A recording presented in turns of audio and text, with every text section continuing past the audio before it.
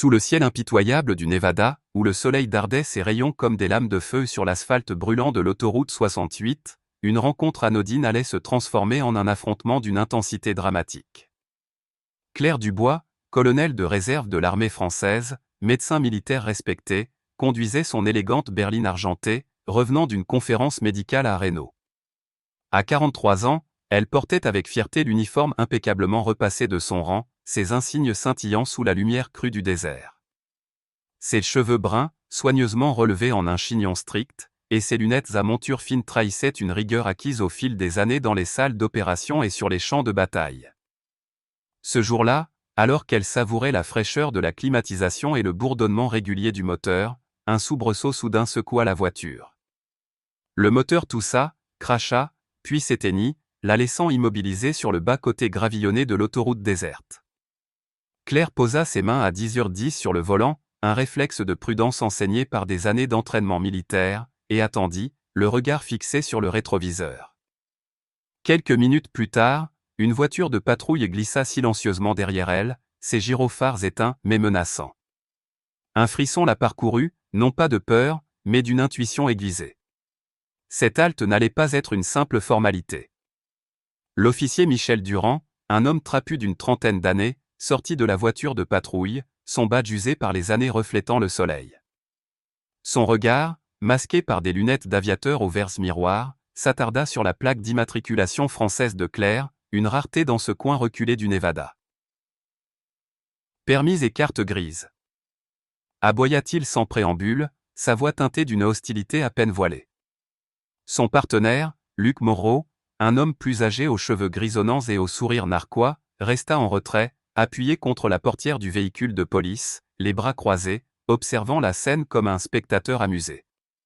Claire, toujours calme, inclina légèrement la tête en un salut courtois.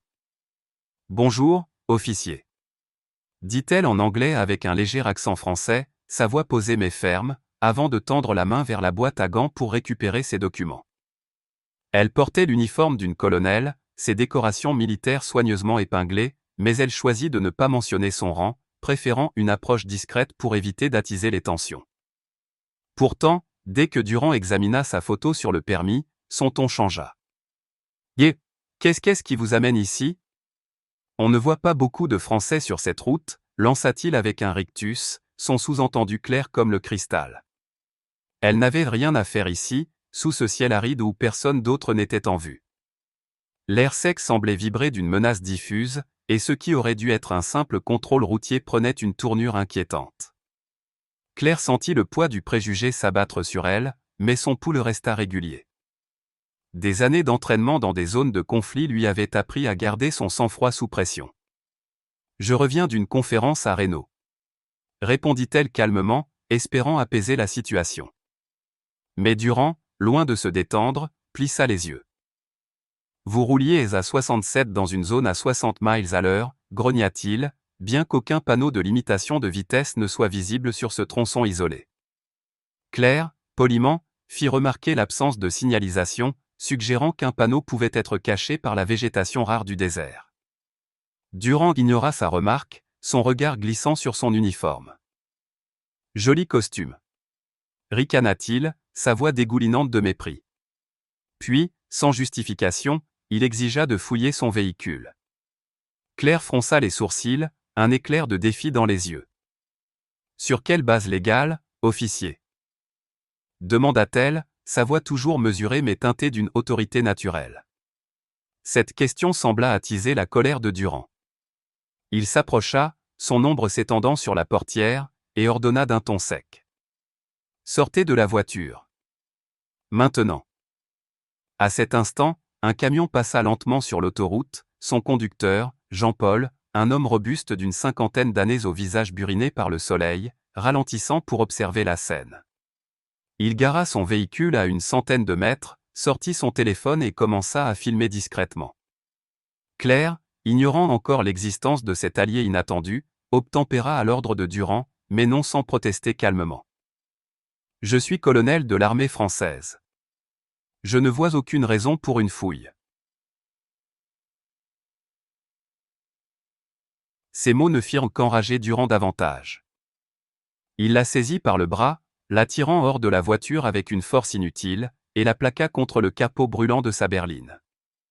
Le métal chauffé par le soleil mordit ses paumes, et un coup de matraque s'abattit sur son genou, lui arrachant un cri étouffé. Luc Moreau, toujours en retrait, esquissa un sourire cruel, ses bras toujours croisés, comme s'il savourait le spectacle. Les insignes de Claire, hérités de son grand-père, un héros de la résistance française, scintillaient, sous le soleil, mais ils n'adoucissaient en rien la rage de Durand.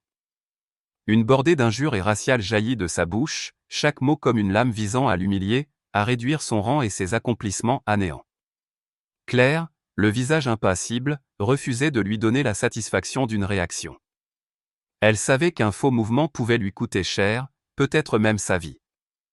Dans l'ombre du capot, alors que Durand continuait sa fouille brutale, jetant ses affaires personnelles, une bouteille d'eau vide, des dossiers médicaux soigneusement rangés, un carnet de notes, sur le siège passager, Claire repéra un dossier particulier glissé sous le tapis de sol. Il contenait des documents confidentiels sur un projet médical international, une collaboration entre l'armée française et des partenaires américains. Elle avait oublié de le sécuriser avant de quitter Reno, et maintenant, Durand, fouillant avec une fébrilité croissante, semblait sur le point de le découvrir. « Qu'est-ce que c'est que ça ?» grogna-t-il en soulevant le tapis, ses doigts frôlant le dossier. Claire, toujours plaquée contre le capot, improvisa. « Rien d'important, juste des notes de conférence, » dit-elle, son ton neutre masquant la panique qui montait. Durand la fixa, ses lunettes miroirs reflétant son propre visage déformé par la suspicion. « Vous mentez. Vous transportez quelque chose d'illégal, n'est-ce pas? Une Française, toute seule, dans le désert. Vous êtes quoi, une espionne ?» L'accusation était absurde, mais elle fit monter l'adrénaline de Claire. Elle comprit que ce n'était plus seulement une question de préjugés raciaux. Durand voyait en elle une menace à son autorité, une cible à abattre pour asseoir son pouvoir. Jean-Paul, toujours à distance, continuait de filmer, son téléphone capturant chaque geste brutal de Durand, chaque injure proférée. Une voiture de tourisme passa, ralentissant brièvement, et Claire aperçut un couple à l'intérieur, leurs téléphones levés eux aussi. La scène était désormais documentée, mais cela ne suffisait pas à calmer la fureur de Durand. Il revint vers elle, la matraque brandie, et la frappa à nouveau, cette fois à l'épaule, laissant une marque noire sur son uniforme. « Vous allez apprendre à respecter l'autorité, » cracha-t-il, son souffle chaud et rageur. Claire, le corps endolori mais l'esprit clair, glissa discrètement la main dans sa poche. Elle y trouva son téléphone de secours, un modèle simple qu'elle gardait pour les urgences. Ses doigts, tremblants mais précis, composèrent le numéro de la générale Elisabeth Roche, son contact au ministère de la Défense à Paris. La voix d'Elisabeth, nette et autoritaire, répondit presque immédiatement. « Colonel Dubois, quel est votre statut ?» Claire, pressant le téléphone contre son oreille, murmura. « Je suis en sécurité pour l'instant, mais j'ai besoin d'une intervention.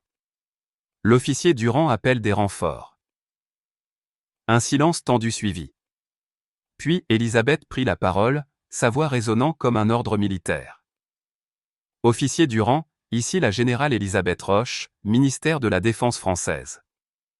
Vous êtes sommé de cesser immédiatement toute action contre la colonelle Dubois. Confirmé. » Durand, qui avait entendu l'échange via le haut-parleur, se figea. Son visage, jusque-là rouge de colère, blêmit légèrement. Il échangea un regard avec Moreau, qui haussa les épaules, son amusement cédant la place à une nervosité palpable. « Reçu, madame, » marmonna Durand, sa voix crispée, avant de s'éloigner vers sa voiture, claquant la portière avec une frustration évidente. Claire, toujours appuyée contre le capot, expira lentement, un mélange de soulagement et de vigilance l'envahissant. Elle remonta dans sa berline, les marques de la matraque encore visibles sur son uniforme, tachées de poussière et froissées. Le moteur redémarra avec un ronronnement hésitant, et elle s'engagea sur l'autoroute, le soleil du Nevada brûlant toujours au-dessus d'elle. Mais tandis qu'elle s'éloignait, l'image du regard haineux de Durand, reflétée dans son rétroviseur, la poursuivait. Elle savait que cet homme, blessé dans son orgueil, ne s'arrêterait pas là. Chaque kilomètre qu'elle parcourait renforçait sa détermination. Elle nota mentalement chaque détail, les injures proférées, l'heure exacte de l'incident, la douleur sourde dans son genou et son épaule, la vidéo que Jean-Paul, cet inconnu providentiel, avait peut-être capturée. Ce contrôle routier, qui n'était qu'un prétexte à l'abus de pouvoir, allait devenir bien plus qu'une humiliation personnelle. Claire jura en silence, ses mains serrant le volant, que cette injustice, brute et démasquée, ne resterait pas impunie. Elle transformerait cette épreuve en un combat pour la justice, un combat qui, elle le pressentait, allait ébranler bien plus qu'une simple bourgade du Nevada. Alors que sa berline disparaissait dans la chaleur scintillante du désert, elle murmura un serment, en français, comme une prière. « Pour l'honneur et la justice, je ne plierai pas. » Dans l'ombre des néons de Las Vegas, où les lumières artificielles tentaient de rivaliser avec l'éclat cruel du soleil du Nevada, Claire Dubois se tenait dans un petit bureau encombré de dossiers, loin de l'agitation des casinos. La pièce, située dans un immeuble discret du centre-ville, appartenait à Sophie Laurent, une avocate spécialisée dans les droits humains, connue pour son éloquence et son acharnement à défendre les opprimés.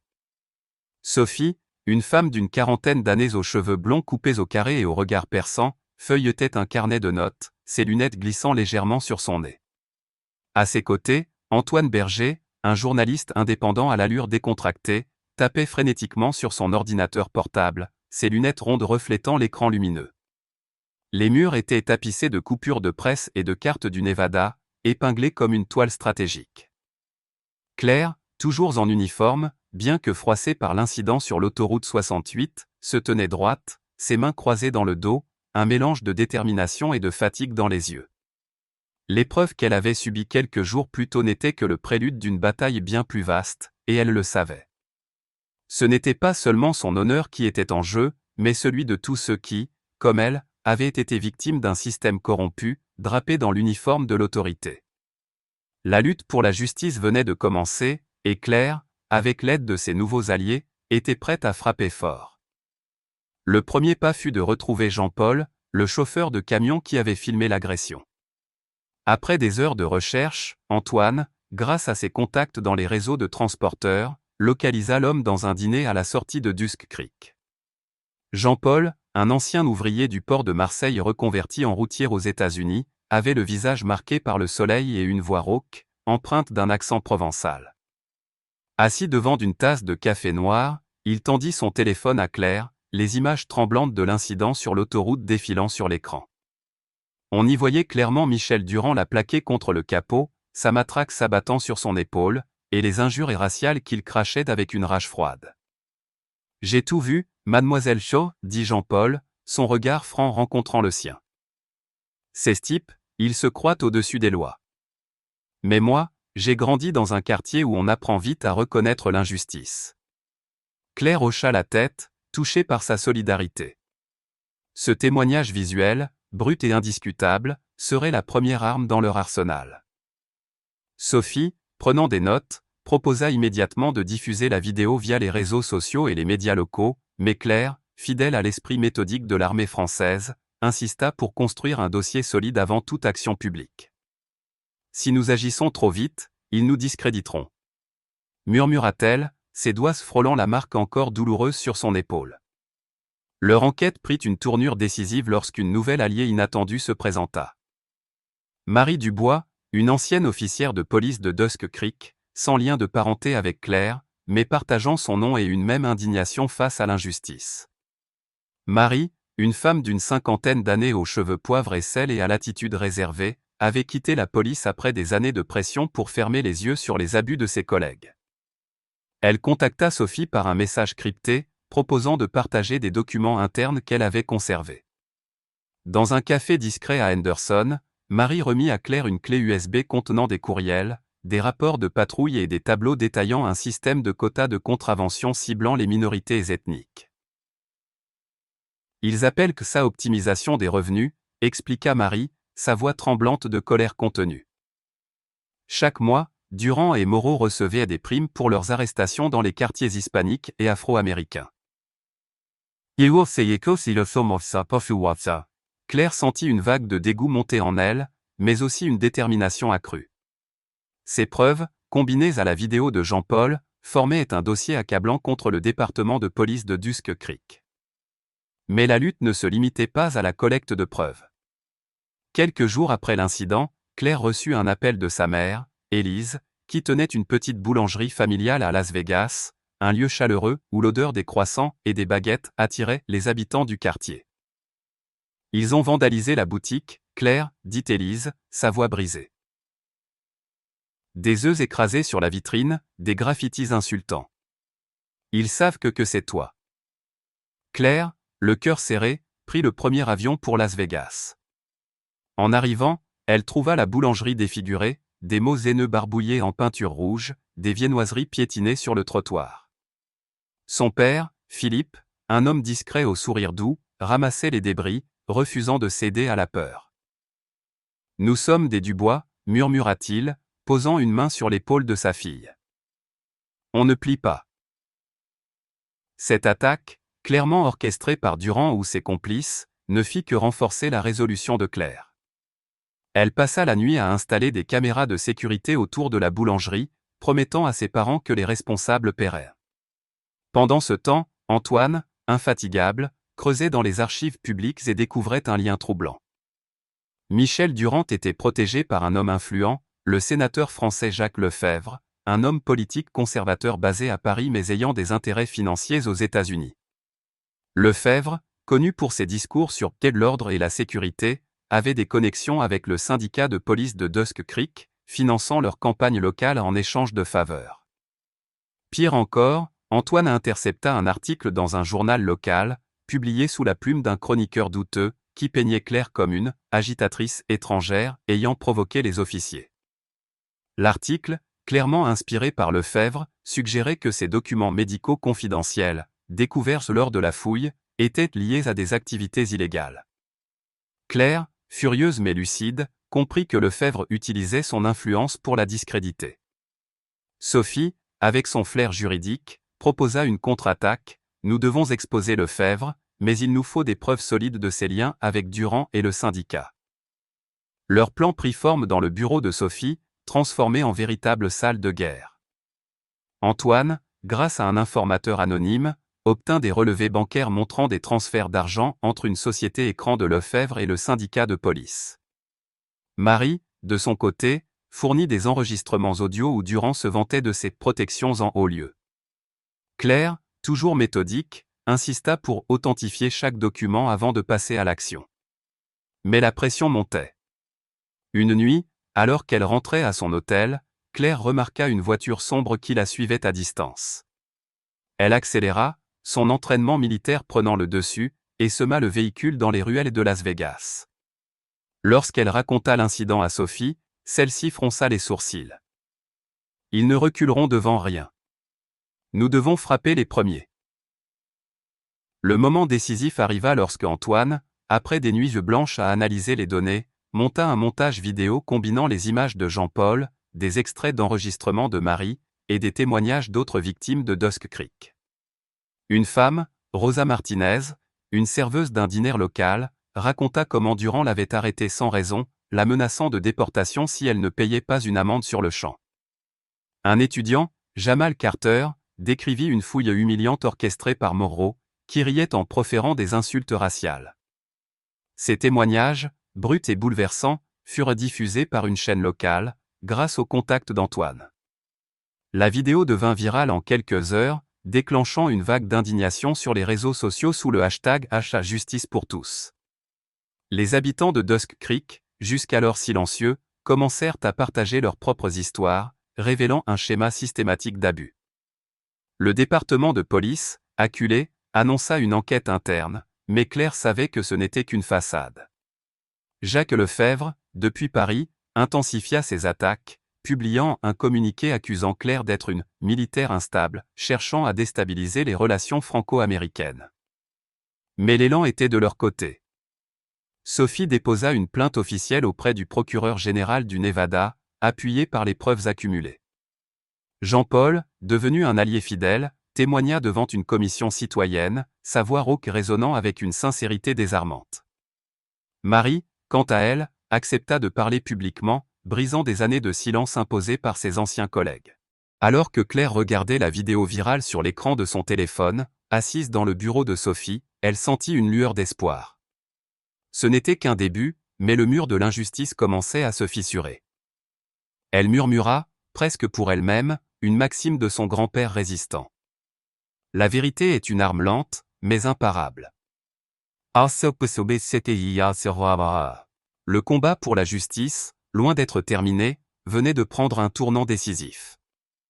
Dans une salle d'audience bondée à Carson City, sous les plafonds ornés de moulures, et les regards scrutateurs d'une foule mêlant journalistes, citoyens indignés et officiels en costume sombre, Claire Dubois se tenait droite, son uniforme de colonel impeccablement repassé, ses médailles scintillant comme des éclats de lumière dans l'obscurité d'une bataille qui touchait à son apogée. Ses yeux, d'un brun profond, balayèrent l'assemblée avec une assurance forgée par des années de discipline militaire et une détermination renforcée par les épreuves récentes. Face à elle, une commission fédérale, présidée par un procureur général au visage austère, écoutait son témoignage. Chaque mot qu'elle prononçait, mesuré mais chargé d'une force tranquille, semblait faire trembler les fondations du système corrompu qu'elle avait juré de démanteler. À ses côtés, Sophie Laurent, l'avocate aux cheveux blonds impeccablement coiffés, griffonnait des notes, tandis qu'Antoine Berger, le journaliste au regard vif, observait depuis les bancs du public, son carnet à la main. La salle vibrait d'une tension palpable, comme si l'histoire elle-même retenait son souffle. Ce n'était plus seulement l'histoire d'une femme humiliée sur une autoroute déserte, c'était celle d'une nation confrontée à ses propres injustices, portée par le courage d'une Française déterminée à faire éclater la vérité. Claire commença son témoignage en décrivant l'incident sur l'autoroute 68 avec une précision chirurgicale, chaque détail, les injures irraciales de Michel Durand, le rictus cruel de Luc Moreau, la douleur des coups de matraque, gravés dans sa mémoire comme une cicatrice. Elle parla de la vidéo de Jean-Paul, le chauffeur de camion provençal devenu un allié inattendu, et des documents fournis par Marie Dubois, l'ancienne policière qui avait brisé le mur du silence. Mais elle ne s'arrêta pas là. Avec l'aide de Sophie, elle présenta un dossier accablant, des courriels internes, des relevés bancaires, des enregistrements audio prouvant que le département de police de Dusk Creek opérait un système de quotas ciblant les minorités pour générer des revenus illicites. Le sénateur Jacques Lefebvre, avec ses discours grandiloquents sur l'ordre public, était au cœur de ce réseau, finançant le syndicat de police pour protéger ses intérêts personnels. La salle retint son souffle lorsque Claire révéla un virement bancaire liant Lefebvre à une société écran qui avait versé des fonds à Durand juste avant l'attaque contre elle. Ce n'était pas un simple contrôle routier, déclara-t-elle, sa voix résonnant dans la salle. C'était une tentative d'intimidation orchestrée pour faire taire ceux qui osent défier l'injustice. Dehors, les réseaux sociaux s'enflammaient. Le hashtag #Justice pour tous, lancé par Antoine, était devenu un cri de ralliement à travers le Nevada et au-delà. Des manifestations spontanées éclataient à Dusk Creek, où des habitants, jusque-là réduits au silence par la peur, brandissaient des pancartes réclamant la fin des abus policiers. Rosa Martinez, la serveuse qui avait témoigné dans la vidéo d'Antoine, était devenue une figure locale, organisant des veillées communautaires devant la mairie. Jamal Carter, l'étudiant humilié par Moreau, s'adressait aux foules avec une éloquence qui inspirait les jeunes à rejoindre le mouvement. Mais cette vague d'indignation n'était pas sans danger. Une nuit, alors que Claire rentrait à son hôtel après une longue journée de préparation avec Sophie, une voiture banalisée surgit de nulle part, ses phares aveuglant dans l'obscurité. Deux hommes masqués en descendirent, armés de barres de fer. Claire, grâce à son entraînement militaire, esquiva un premier coup, roulant au sol pour se mettre à l'abri derrière une benne. Son cœur battait à tout rompre, mais son esprit restait clair. Elle saisit son téléphone de secours et envoya un message codé à Marie, qui, avec Jean-Paul, avait promis de veiller sur elle. Quelques minutes plus tard, des phares illuminèrent la ruelle. Jean-Paul, au volant de son camion, klaxonna bruyamment, forçant les assaillants à s'enfuir. Marie, arrivée en renfort, brandissait une lampe torche et une arme de service qu'elle avait conservée après sa démission. « Ils sont envoyés par Lefebvre », murmura-t-elle, essoufflée, en aidant Claire à se relever. Cette tentative d'assassinat, bien que terrifiante, galvanisa encore davantage Claire. Elle comprit que leur mouvement menaçait les fondations mêmes du pouvoir de Lefebvre, et qu'il était prêt à tout pour les arrêter. De retour dans le bureau de Sophie, transformé en véritable quartier général, l'équipe accueillit un nouvel allié, Émile Garnier, un professeur de droit à la retraite, connu pour ses travaux sur la réforme judiciaire. Émile, un homme élégant d'une soixantaine d'années, avec une crinière blanche et un regard pétillant, apporta une expertise cruciale. Il proposa de rédiger un projet de loi, baptisé « Justice pour tous », interdisant les quotas de contravention et imposant l'utilisation de caméras corporelles 24/7 dans toutes les juridictions du Nevada. En France, nous avons appris que la justice exige des lois claires et des institutions fortes, dit-il, citant Montesquieu avec un sourire. Claire, impressionné par sa rigueur, accepta son aide. Pendant ce temps, Antoine orchestrait une campagne médiatique internationale. Grâce à ses contacts en France, il fit publier des articles dans Le Monde et Libération, exposant les liens entre Lefebvre et le scandale de Dusk Creek. Une chaîne de télévision française, France 24, diffusa un reportage spécial, montrant des images de la boulangerie vandalisée des parents de Claire, désormais devenue un symbole de résistance. Élise et Philippe Dubois, malgré les menaces, avaient rouvert leur boutique, offrant des croissants gratuits aux manifestants et transformant leur commerce en un lieu de rassemblement communautaire. Une affiche, peinte par un artiste local, proclamait « La justice a le goût du pain frais ». Ce slogan, simple mais puissant, captura l'imagination des habitants, et bientôt, des boulangeries, à travers le Nevada rejoignirent le mouvement, offrant des pâtisseries aux militants sous le même cri de ralliement. Mais Lefebvre ne s'avouait pas vaincu. Depuis Paris, il lança une contre-offensive, publiant des documents falsifiés qui présentaient Claire comme une agente provocatrice travaillant contre les intérêts américains. Ces accusations, relayées par des médias conservateurs, semèrent le doute dans certains cercles. Sophie, anticipant cette manœuvre, avait déjà engagé un expert en cybercriminalité pour retracer l'origine des faux documents. Les preuves menaient directement au bureau parisien de Lefebvre, où un assistant véreux avait été payé pour fabriquer les dossiers. Lors d'une conférence de presse à Carson City, Lefebvre brandit ces documents comme des trophées, mais au même moment, Antoine diffusa une nouvelle vidéo, des images de caméras de surveillance montrant l'assistant de Lefebvre en train de falsifier les fichiers. Le scandale éclata, et Lefebvre, acculé, perdit le soutien de ses alliés politiques. Les médias français, jusque-là divisés, se rallièrent à la cause de Claire, et une pétition demandant sa destitution recueillit des milliers de signatures en quelques heures. À Dusk Creek, les murs de la corruption s'effondraient. Le chef de la police, sous pression, fut suspendu, et une enquête fédérale s'abattit sur le département comme un orage. Des agents en costume sombre saisirent des piles de journaux de patrouille, des courriels internes et des registres financiers, révélant que plus de 3 millions de dollars avaient été générés par les quotas illégaux. Michel Durand et Luc Moreau furent formellement inculpés pour agression sous couvert d'autorité et violation des droits civiques. Marie Dubois, désormais considérée comme une héroïne locale, fut nommée responsable de l'intégrité au sein du département, avec le pouvoir de convoquer des enquêtes indépendantes. Une commission civile, nouvellement créée, commença à auditionner les responsables du département, exigeant des comptes pour chaque mandat falsifié et chaque manipulation de caméra. Le point culminant arriva lors d'une audience publique à l'hôtel de ville de Dusk Creek, où Claire prit la parole devant une foule débordante. Son uniforme, symbole de son intégrité retrouvée, semblait rayonner sous les projecteurs. Cette lutte ne concerne pas seulement une autoroute, un département de police ou un sénateur, déclara-t-elle, sa voix claire et ferme, empreinte de l'élégance oratoire française. Il s'agit de garantir que chaque personne, quelle que soit sa race ou son rang, puisse faire confiance à la justice. La foule éclata en applaudissements, et pour la première fois, Claire sentit que son combat, né dans la poussière du Nevada, était devenu un mouvement. Sophie, Antoine, Jean-Paul, Marie et Émile se tenaient à ses côtés, unis par une cause commune.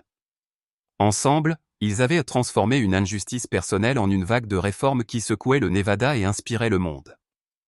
Dans les mois qui suivirent, le projet de loi « Justice pour tous » fut adopté par la législature du Nevada, interdisant les quotas de contravention et rendant obligatoire l'utilisation de caméras corporelles. À Paris, Jacques Lefebvre, déchu, fit l'objet d'une enquête pour corruption, ses rêves politiques réduits en cendres.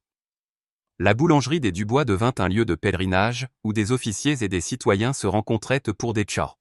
Cafés avec les flics, discutant autour de pâtisseries fraîches dans un esprit de réconciliation. Claire, promue générale de brigade, prit la tête d'une division médicale au ministère de la Défense, où elle développa des formations sur la gestion des conflits et la lutte contre les préjugés. Chaque mois, elle envoyait une note, surnommée la « lettre du bois », aux chefs de police à travers le monde, leur rappelant « l'uniforme est une promesse, pas un bouclier ». Pourtant, dans les moments de silence, assise dans son bureau parisien, Claire savait que la lutte n'était pas terminée. Le racisme systémique, comme elle l'avait appris, ne disparaît pas. Il se métamorphose, se cache dans les faillets des institutions. Elle gardait sur son bureau une photo de l'autoroute 68, un rappel constant de ce jour où elle avait refusé de plier. En fermant les yeux, elle entendait encore le grondement des hélicoptères, le crissement des pneus sur l'asphalte, et les voix des citoyens qui s'étaient levés avec elle. La justice, murmurait-elle, n'est pas une victoire à afficher, mais une flamme à entretenir. Et tant qu'elle respirerait, elle veillerait à ce que cette flamme ne s'éteigne jamais. L'histoire de Claire Dubois dans Justice sur l'autoroute est bien plus qu'un récit dramatique, c'est une fresque puissante qui interroge notre rapport à la justice, au courage et à la résilience face à l'injustice. En tant que Française, imprégnée d'une culture où l'idéal républicain de liberté, égalité, fraternité ou résonne comme un phare, je trouve dans cette épopée une source d'inspiration profonde, mais aussi un miroir des défis universels auxquels nous sommes confrontés. À travers le prisme de la culture française, où l'engagement citoyen et la quête de vérité occupent une place centrale, cette histoire nous invite à réfléchir à notre propre rôle dans la lutte contre les abus de pouvoir et les discriminations.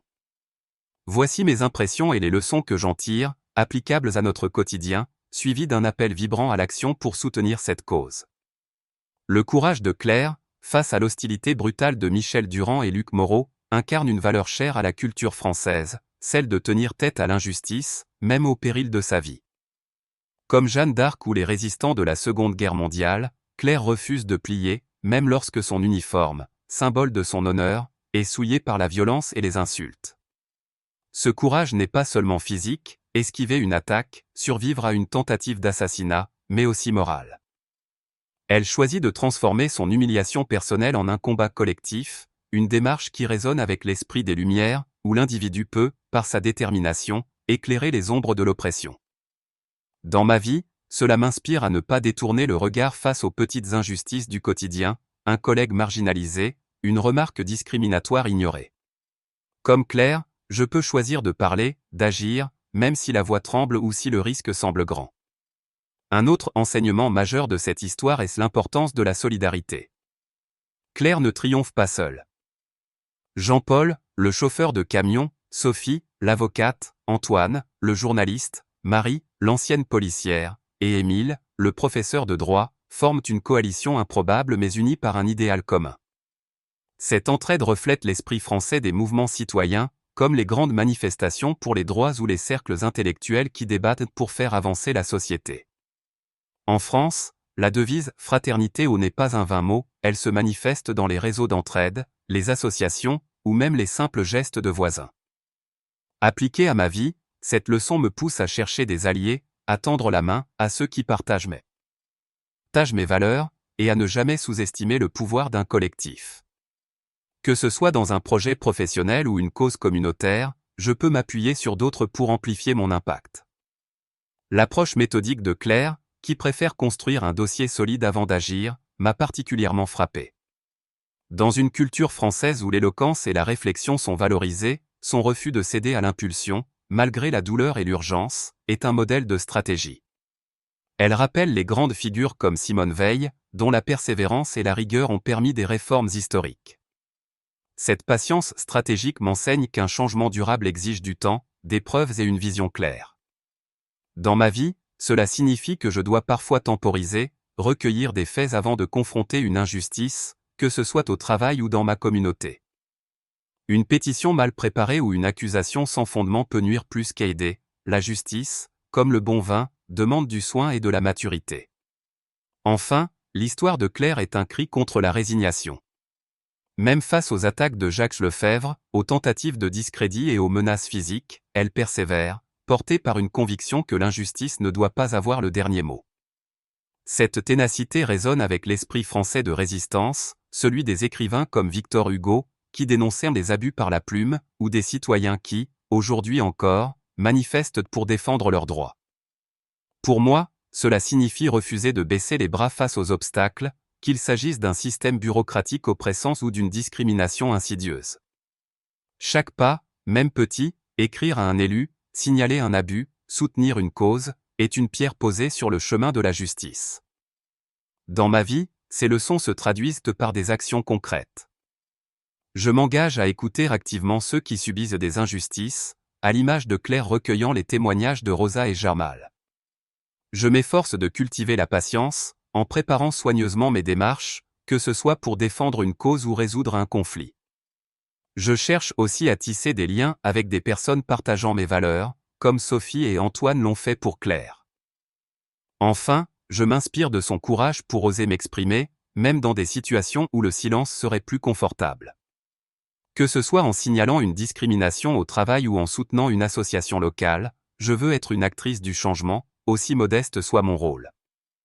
Cette histoire, Justice sur l'autoroute, n'est pas seulement un récit, c'est un appel à l'action. Si le courage et la détermination de Claire vous ont touché, agissez dès maintenant. Cliquez sur le bouton « J'aime » pour montrer votre soutien à cette cause universelle. Partagez cette vidéo avec vos amis, votre famille, vos collègues, pour que le message de la justice résonne partout. Abonnez-vous à la chaîne pour ne manquer aucune histoire inspirante comme celle-ci. Et surtout, laissez un commentaire ci-dessous. Partagez vos réflexions, vos expériences, ou simplement un mot pour dire que vous êtes avec nous dans ce combat pour l'égalité et la vérité. Ensemble, comme Claire et ses alliés, nous pouvons faire trembler les murs de l'injustice. Agissez maintenant, car chaque voix compte.